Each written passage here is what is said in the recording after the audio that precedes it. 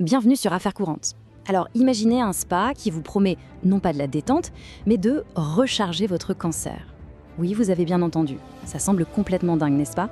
Et pourtant, c'est une histoire bien réelle qui se déroule en ce moment même à Montréal. Aujourd'hui, on va décortiquer comment ce scandale incroyable nous ouvre les yeux sur un danger beaucoup plus vaste, qui nous guette tous, bien au-delà des portes de ce spa. Cette histoire, malheureusement, ce n'est que la pointe de l'iceberg. Regardez ce chiffre.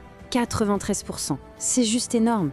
Ça veut dire que sur 100 personnes qui reçoivent un diagnostic de cancer, 93 d'entre elles vont se faire bombarder de fausses informations, de prétendus remèdes miracles, un peu comme ce que promet ce fameux spa. C'est la quasi-totalité des gens en fait. Et le plus troublant dans tout ça, c'est que ça n'arrive pas parce que les gens cherchent activement des solutions bizarres sur Internet. Non, c'est ce poison qui vient à eux. C'est un scénario vraiment alarmant, parce que cette désinformation a trouvé le moyen de s'infiltrer absolument partout dans nos vies. Mais de quoi on parle, au juste? Eh bien, ça va de la promesse de guérir le cancer avec des jus de légumes, à l'idée tenace que le sucre nourrit les tumeurs, en passant par toutes sortes de suppléments miracles ou d'herbes secrètes. Des histoires qui, sur le coup, peuvent sembler pleines d'espoir, mais qui sont au mieux totalement inutiles et au pire, vraiment dangereuses. Le problème est devenu si répandu que les médecins eux-mêmes n'ont plus le choix.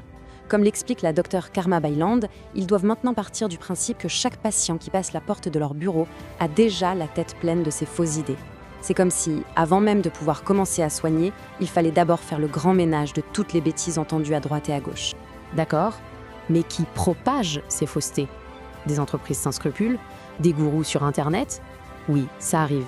Mais la vérité est en fait beaucoup plus surprenante et beaucoup plus proche de nous qu'on pourrait le croire. Regardez bien ce graphique. Les plus grosses parts du gâteau, ce ne sont pas des inconnus malveillants.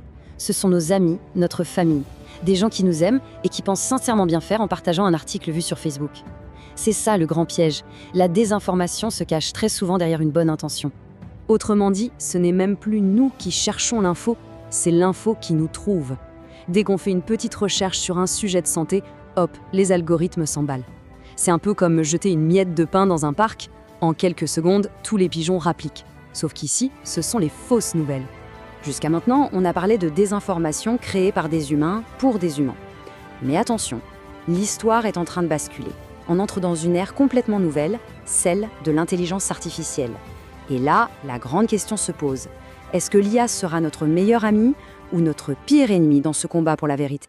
Pensez-y une petite seconde. Imaginez que le prochain conseil médical dangereux ne vienne pas d'une connaissance bien intentionnée, mais d'un robot super intelligent en qui tout le monde a une confiance aveugle. Une machine qui a été conçue pour nous aider, mais qui se mettrait soudainement à mentir.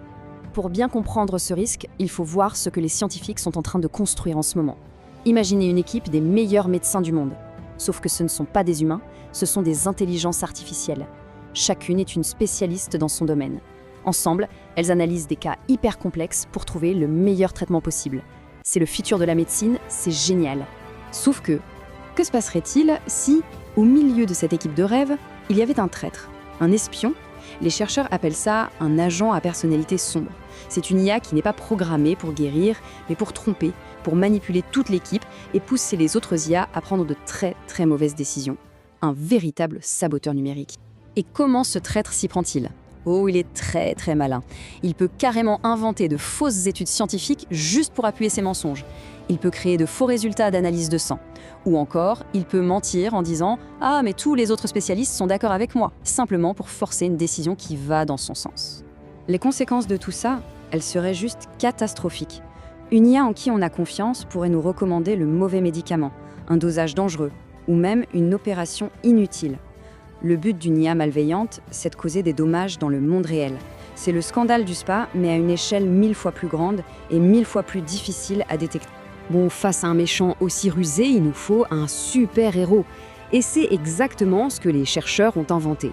Pour contrer ce saboteur IA, ils ont créé un gendarme IA, un vrai policier numérique qui patrouille à l'intérieur du système.